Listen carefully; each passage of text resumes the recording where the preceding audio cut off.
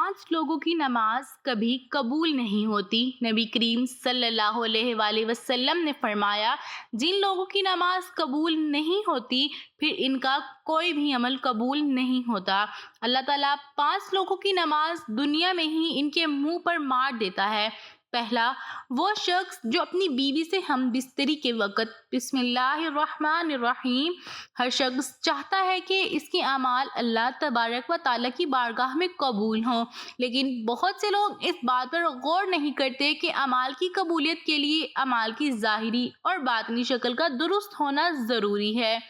کسی بھی شے کی درستگی اور توازن کے لیے اس کے داخلی اور خارجی صورت کا درست ہونا ضروری ہوتا ہے۔ جس طرح کسی آدمی کی صحت کے لیے ضروری ہے کہ وہ ظاہری اور باطنی بیماریوں سے پاک نہ ہو، اسی طرح اعمال میں بھی ظاہری اور باطنی اعتبار سے قبولیت والے لوازمات موجود ہونے چاہیے۔ باطنی اعتبار سے اعمال کی قبولیت کے لیے اصطلاحی نیت شرط ہے۔ جب تک کسی انسان کی نیت درست نہ ہوگی، اس وقت تک اس کے اعمال اللہ تبارک و تعالیٰ کی بارگاہ میں قبول نہیں ہو سکتے۔ اصطلاحی نیت کے حوالے سے بخاری شریف کی 2 احادیث درج ذیل ہیں۔ نبی کریم صلی اللہ علیہ وآلہ وسلم نے فرمایا کہ تمام اعمال کا دار و مدار نیت پر ہے، اور ہر عمل کا نتیجہ ہر انسان کو اس کی نیت کے مطابق ہی ملے گا۔ پس جس کی ہجرت دولت دنیا حاصل کرنے کے لیے ہو یا کسی عورت سے شادی کی غرض ہو، بس اس کی ہجرت انہی چیزوں کے لیے ہوگی جن کے حاصل کرنے کی نیت سے اس نے ہجرت کی ہے۔ رسول اللہ صلی اللہ علیہ وآلہ وسلم نے فرمایا، گھوڑے 3 طرح کے لوگوں کے لیے ہیں۔ ایک شخص کے لیے ان کا رکھنا کار ثواب ہے، دوسرے کے لیے برابر برابر نہ عذاب نہ ثواب، اور تیسرے کے لیے وبال جان ہے جس کے لیے وہ اجر ہے۔ یہ وہ شخص ہے جس نے اسے اللہ کے راستے کے لیے باندھ کر رکھا اور اس کی رسی چراہ گاہ میں دراز کر دی، تو وہ گھوڑا جتنی دور تک چراہ گاہ میں گھوم کر چرے گا وہ مالک کی نیکیوں میں ترقی کا ذریعہ ہوگا، اور اگر گھوڑے نے اس دراز رسی کو بھی توڑوا لیا اور 1 یا 2 دوڑ اس نے لگائی تو اس کے قدموں کے نشانات اور اس کی لید بھی مالک کے لیے باعث اجر و ثواب ہوگی۔ اور اگر گھوڑا کسی نہر سے گزرا اور اس نے نہر کا پانی پی لیا، مالک نے اسے پلانے کا کوئی ارادہ نہیں کیا تھا، تب بھی مالک کے لیے یہ اجر کا باعث ہوگا، اور ایسا گھوڑا اپنے مالک کے لیے ثواب ہوتا ہے۔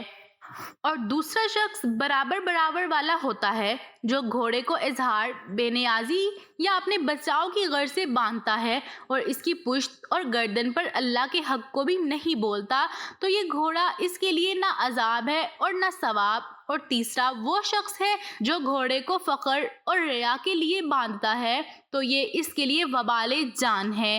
ان احادیث سے نیت کی درستگی کی اہمیت کا اندازہ ہوتا ہے، لیکن یہ بھی ایک حقیقت ہے کہ دنیا میں مختلف مذاہب اور نظریات کے پیروکار لوگوں کی ایک بہت بڑی تعداد نیتیں درست رکھتی ہے۔ سوال یہ پیدا ہوتا ہے کہ کیا فقط نیت کی درستگی سے ان لوگوں کے اعمال قبولیت کے مقام پر پہنچ جائیں گے؟ کتاب و سنت کے مطالعے سے یہ بات واضح ہوتی ہے کہ اعمال کی قبولیت کے لیے نبی کریم صلی اللہ علیہ وآلہ وسلم کی اسوہ حسنہ کی پیروی اور آپ صلی اللہ علیہ وآلہ وسلم کی اتباع کرنا انتہائی ضروری ہے۔ نبی کریم صلی اللہ علیہ وآلہ وسلم کی پیروی اور اتباع کے حوالے سے قرآن مجید کی چند آیات درج ذیل ہیں۔ نمبر 1، سورۃ احزاب کی آیت نمبر 21 میں اللہ تبارک و تعالیٰ ارشاد فرماتے ہیں، بلا شبہ یقیناً تمہارے لیے اللہ کے رسول میں بہترین نمونہ ہے، اس کے لیے جو اللہ سے ملاقات اور یوم آخرت کی امید رکھتا ہو اور اللہ کا ذکر کرے کثرت سے۔ حدیث نمبر 2، سورۃ آل عمران کی آیت نمبر 31 میں ارشاد ہوا ہے، آپ کہہ دے اگر ہو تم محبت کرتے اللہ سے تو میری پیروی کرو، اللہ تم سے محبت کرنے لگے گا اور وہ معاف کر دے گا تمہارے لیے تمہارے گناہ، اور اللہ بہت بخشنے والا بہت مہربان ہے۔ عبداللہ بن عمرو بن عاص فرماتے ہیں کہ مجھ سے رسول اللہ صلی اللہ علیہ وآلہ وسلم نے فرمایا، عبداللہ کیا یہ خبر صحیح ہے کہ تم دن میں تو روزے رکھتے ہو اور ساری رات نماز پڑھتے ہو؟ میں نے عرض کی، صحیح ہے یا رسول اللہ صلی اللہ علیہ وآلہ وسلم۔ آپ نے فرمایا کہ ایسا نہ کر، روزے بھی رکھ اور بے روزے کے بھی رہ، نماز بھی پڑھ اور سو بھی، کیونکہ تمہارے جسم کا بھی تم پر حق ہے، تمہاری آنکھوں کا بھی تم پر حق ہے، اور تمہاری بیوی کا بھی تم پر حق ہے، اور تم سے ملاقات کرنے والوں کا بھی تم پر حق ہے۔ بس یہی کافی ہے کہ ہر مہینے میں 3 دن روزے رکھ لیا کرو، کیونکہ ہر نیکی کا بدلہ 10 گناہ ملے گا، اور اس طرح یہ ساری عمر کا روزہ ہو جائے گا۔ لیکن میں نے اپنے پر سختی چاہی تو مجھ پر سختی کر دی گئی۔ میں نے عرض کی، یا رسول اللہ میں اپنے میں قوت پاتا ہوں۔ اس پر آپ نے فرمایا کہ پھر اللہ کے نبی داؤد علیہ السلام کا روزہ رکھ اور اس سے آگے نہ بڑھ۔ میں نے پوچھا، اللہ کے نبی داؤد علیہ السلام کا روزہ کیا تھا؟ آپ صلی اللہ علیہ وآلہ وسلم نے فرمایا، ایک دن روزہ رکھتے تھے اور ایک دن بے روزہ رہا کرتے تھے۔ عبداللہ رضی اللہ تعالی عنہ بعد میں جب ضعیف ہو گئے تو کہا کرتے تھے، کاش میں رسول اللہ صلی اللہ علیہ وآلہ وسلم کی دی ہوئی رخصت مان لیتا۔ 3 صحابہ کرام نبی کریم صلی اللہ علیہ وآلہ وسلم کی ازواج مطہرات کے گھروں کی طرف آپ کی عبادت کے متعلق پوچھنے آئے۔ جب انہیں نبی کریم صلی اللہ علیہ وآلہ وسلم کا عمل بتایا گیا تو جیسے انہوں نے اسے کم سمجھا اور کہا کہ ہمارا نبی کریم صلی اللہ علیہ وآلہ وسلم سے کیا مقابلہ، آپ تو معصوم عن الخطا ہیں۔ ان میں سے ایک نے کہا کہ آج سے میں ہمیشہ رات بھر نماز پڑھا کروں گا، دوسرے نے کہا کہ میں ہمیشہ روزے میں رہا کروں گا اور کبھی ناغہ نہیں ہونے دوں گا، تیسرے نے کہا کہ میں عورتوں سے جدائی اختیار کر لوں گا اور کبھی نکاح نہیں کروں گا۔ پھر نبی کریم صلی اللہ علیہ وآلہ وسلم تشریف لائے اور ان سے پوچھا، کیا تم نے ہی یہ باتیں کی ہیں؟ سن لو، اللہ تعالیٰ کی قسم، اللہ رب العالمین سے میں تم سب سے زیادہ ڈرنے والا ہوں، میں تم میں سب سے زیادہ پرہیزگار ہوں، لیکن میں اگر روزے رکھتا ہوں تو افطار بھی کرتا ہوں، نماز پڑھتا ہوں اور تو سوتا بھی ہوں، اور میں عورتوں سے نکاح کرتا ہوں۔ میرے طریقے سے جس نے بے رغبتی کی وہ مجھ میں سے نہیں۔ ان احادیث مبارکہ سے معلوم ہوتا ہے کہ اعمال کی قبولیت کے لیے نبی کریم صلی اللہ علیہ وآلہ وسلم کے اسوہ کامل کی پیروی کرنا نہایت ضروری ہے۔ اس حوالے سے اگر انسان فرض عبادات پر غور کرے تو یہ بات بآسانی سمجھ میں آ جاتی ہے کہ اگر انسان نبی کریم صلی اللہ علیہ وآلہ وسلم کی سنت اور اسوہ سے پیش قدمی یا روگردانی کرنے کی کوشش کرے تو اس کی عبادات قبول نہیں ہو سکتی۔ چنانچہ اگر فجر کی نماز میں 2 فرائض کی بجائے 3 فرائض ادا کیے جائیں یا مغرب کے 3 فرائض کی بجائے 4 فرائض ادا کیے جائیں تو ایسی عبادت یقیناً اللہ کی بارگاہ میں مقبول نہیں ہوگی۔ اس طرح اگر ہر رکعت میں 2 کی بجائے 3 سجدے کیے جائیں تو ایسی صورت میں بھی عبادات اللہ کی بارگاہ میں مقبول نہیں ہوگی۔ صفا اور مروہ کی سعی کے 7 چکروں کے بجائے 8 یا 9 چکر لگانے کی صورت میں سعی قبول نہیں ہوگی۔ اس طرح طواف کے 7 چکروں کے بجائے 9 چکر کی صورت میں طواف قبول نہیں ہوگا۔ چنانچہ اگر ہم چاہتے ہیں کہ ہمارے اعمال اللہ کی بارگاہ میں مقبول ہوں تو ہمیں نیت کی اصلاح کے بعد نبی کریم صلی اللہ علیہ وآلہ وسلم کی سنت سے تمسک کو اختیار کرنا چاہیے۔ اسی اصطلاحی نیت اور سنت سے تمسک کی وجہ سے ہمارے اعمال قبولیت سے ہمنکار ہو سکتے ہیں۔ اللہ تبارک و تعالیٰ نے سورۃ ملک کی پہلی 2 آیات میں ارشاد فرمایا، بہت بابرکت ہے وہ ذات جس کے ہاتھ بادشاہی ہے اور جو ہر چیز پر قدرت رکھنے والا ہے، جس نے موت اور حیات کو اس لیے پیدا کیا تاکہ تمہیں آزمائے کہ تم میں سے احسن عمل کون کرتا ہے۔ گویا کہ نظام ہستی کے بنانے کا مقصد انسانوں کے اعمال کو جانچنا تھا۔ سورۃ عصر میں بھی اللہ تبارک و تعالیٰ نے زمانے کی قسم کھانے کے بعد اس بات کا ذکر کیا ہے کہ شک انسان خسارے میں ہے۔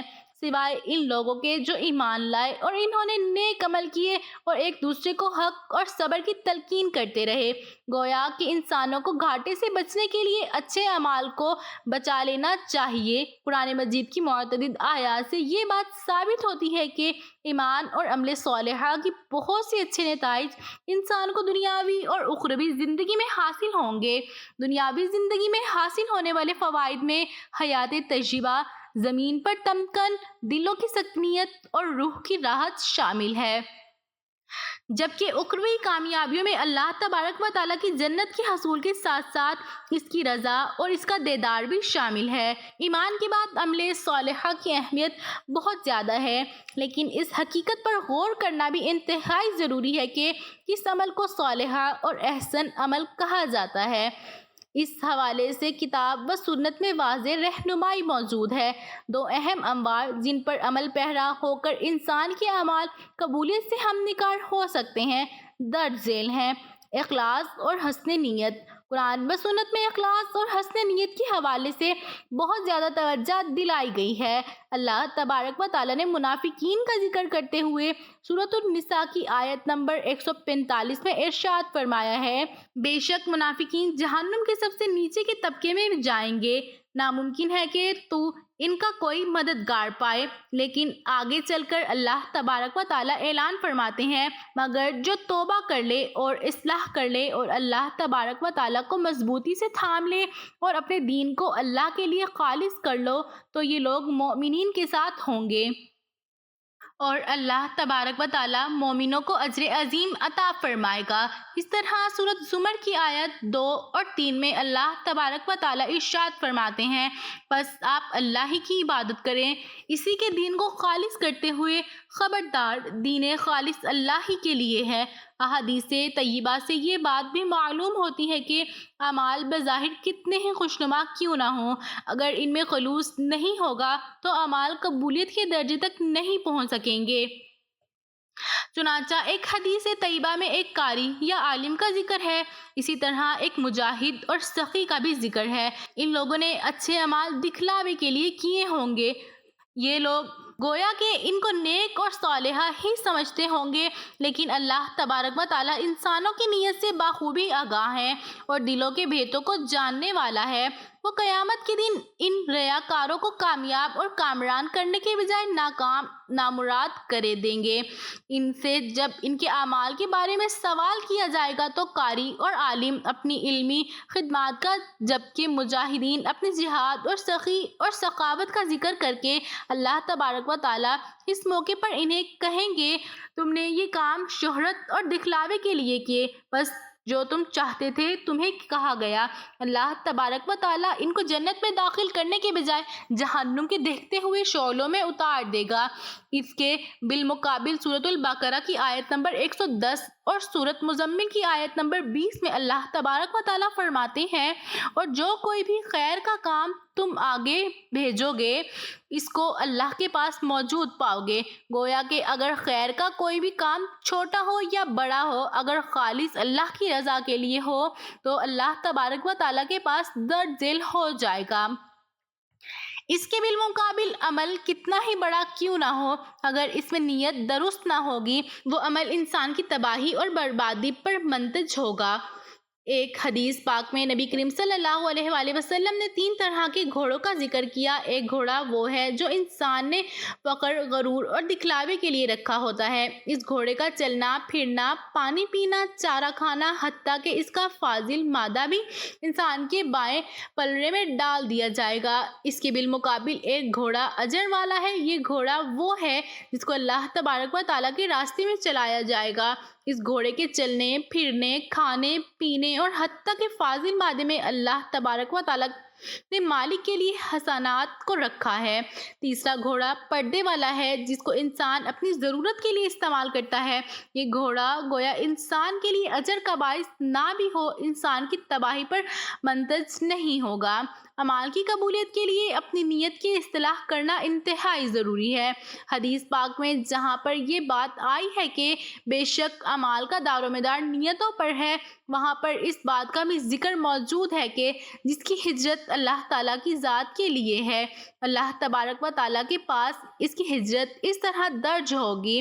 اس کے بالمقابل جس نے کسی عورت سے نکاح کرنے کے لیے وطن کو خیر آباد کہا، وہ بظاہر مہاجرین فی سبیل اللہ کے ہمراہ کیوں نہ ہو، لیکن اس کے ساتھ معاملہ اس کی نیت کے مطابق کیا جائے گا۔ اللہ تبارک و تعالیٰ سورۃ آل عمران کی آیت نمبر 31 میں ارشاد فرماتا ہے، کہہ دیجیے اگر تم اللہ سے محبت رکھتے ہو تو میری تابعداری کرو، خود اللہ تم سے محبت کرنے لگے گا۔ نبی کریم صلی اللہ علیہ وآلہ وسلم کی طرف سے کائنات کی آخری الہامی اور ناطق وحی رہنما ہے۔ آپ صلی اللہ علیہ وآلہ وسلم کے بعد کسی شخص پر بھی اللہ تبارک و تعالیٰ کی وحی نہیں آئے گی۔ اللہ تبارک و تعالیٰ نے انسانی زندگی کے جملہ اموار میں آپ کی ذات کو ہمارے لیے حجت اور رہنما بنا دیا ہے۔ نبی کریم صلی اللہ علیہ وآلہ وسلم کے عمل کے ساتھ جن کا عمل ہم آہنگ ہوگا، اس کا عمل بارگاہ الہی میں مقبول ہوگا، اور جس کا عمل نبی کریم صلی اللہ علیہ وآلہ وسلم کے مطابق نہیں ہوگا، اس کا عمل کو رد کر دیا جائے گا۔ چنانچہ جب ہم ارکان اسلام پر نگاہ ڈالتے ہیں تو یہی بات سمجھ میں آتی ہے کہ ہمیں ان کی بجائے آوری میں اپنی منمانی کرنے کے بجائے نبی کریم صلی اللہ علیہ وآلہ وسلم کی اسوہ کو اختیار کرنا چاہیے۔ اگر کوئی شخص حسن نیت کے ساتھ نماز کی ادائیگی کرتے ہوئے ایک رکعت میں ایک رکوع کے بجائے 2 رکوع ادا کر لے اور 2 سجدوں کے بجائے 4 سجدے کر لے تو ایسے شخص کی نماز قبول ہونے کے بجائے رد کر دی جائے گی۔ اس طرح کوئی شخص طواف کرتے وقت بیت اللہ شریف کے 4 چکروں کے بجائے 9 یا 11 چکر لگائے تو ایسے شخص کے طواف کو قبول نہیں کیا جائے گا۔